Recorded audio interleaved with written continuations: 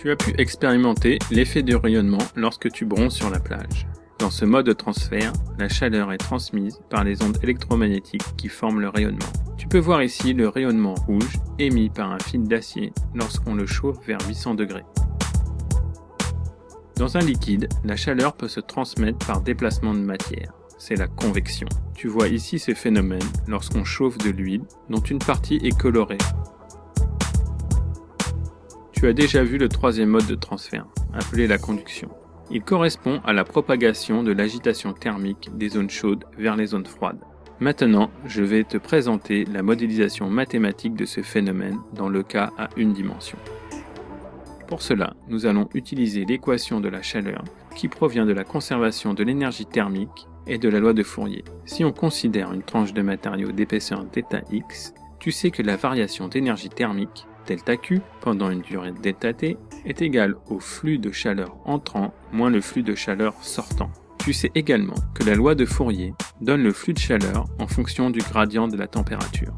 L'équation de la chaleur en une dimension est une équation aux dérivées partielles permettant de calculer la température T pour toutes les positions X et pour tous les instants T. Tu reconnais dans cette expression la masse volumique ρ, la chaleur spécifique Cp et la conductivité thermique lambda.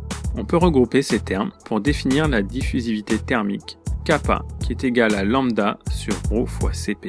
La diffusivité donne la vitesse de changement de la température. Imaginons maintenant que tu veuilles estimer les pertes de chaleur au travers d'un mur. Pour cela, tu dois utiliser l'équation de la chaleur plus les conditions aux limites et la condition initiale. L'art de l'ingénieur est de choisir les conditions aux limites adaptées au problème. Ici, tu peux prendre la température du mur, en x égale 0, égale à la température de la pièce, T1. Pour la face extérieure, tu sais que la chaleur s'évacue grâce à la convection de l'air. Tu vois que pour modéliser la convection, on utilise une condition sur le flux de chaleur Q qui dépend du saut de température au niveau de l'interface. Le coefficient H permet de régler l'efficacité de la convection. Tu as besoin également des conditions initiales pour résoudre le problème.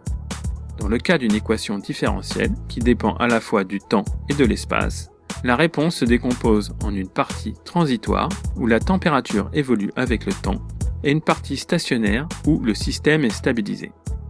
Il est facile de trouver l'état stationnaire car on supprime la dérivée temporelle dans l'équation de la chaleur. Dans ce cas, tu peux montrer que la température varie linéairement avec x. Ici, A et B sont des constantes dépendant de T1 et de T extérieur au travers des conditions aux limites. La figure de droite montre l'évolution de la température dans l'épaisseur du mur pour un bon conducteur et pour une valeur moyenne de H. La figure de gauche montre l'évolution de l'énergie perdue en fonction du coefficient H. Maintenant, si on considère une convection très importante, la perte d'énergie augmente. Tu vois également que la température dans le mur décroît plus vite. Inversement, si tu prends une valeur de H très faible, la perte d'énergie sera faible et la température restera constante dans le mur. Là, tu peux voir l'influence de la conductivité du matériau. Comme tu pouvais t'en douter, l'énergie perdue sera plus faible si on utilise un matériau ayant une faible conductivité thermique. Tu vois aussi sur la figure de gauche que la variation spatiale de la température est plus grande pour un bon isolant.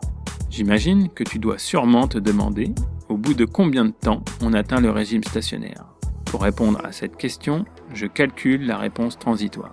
Tu peux voir sur la figure le profil de température initiale et celui dans l'état stationnaire, puis son évolution en fonction du temps. Tu t'aperçois qu'au bout d'une durée tau, on atteint l'état stationnaire. Ici, tau est la constante de temps du problème. Elle est égale à L carré sur kappa, où L est l'épaisseur du mur. Tu viens de voir dans cette vidéo les trois modes de transfert thermique, puis la modélisation de la conduction dans le cas 1D. Tu te souviendras que tu as besoin de l'équation de la chaleur, plus les conditions aux limites et les conditions initiales pour trouver le champ de température en tout point et à chaque instant. Tu sais maintenant que tu as atteint l'état stationnaire au bout d'une durée de 1 à 3 taux. Finalement, je vais te laisser lire l'influence de chaque paramètre sur le temps caractéristique taux et la perte d'énergie. Tu peux voir, comme tu le sais sûrement, que pour limiter la perte d'énergie, tu peux soit prendre un matériau isolant ou faire des murs épais.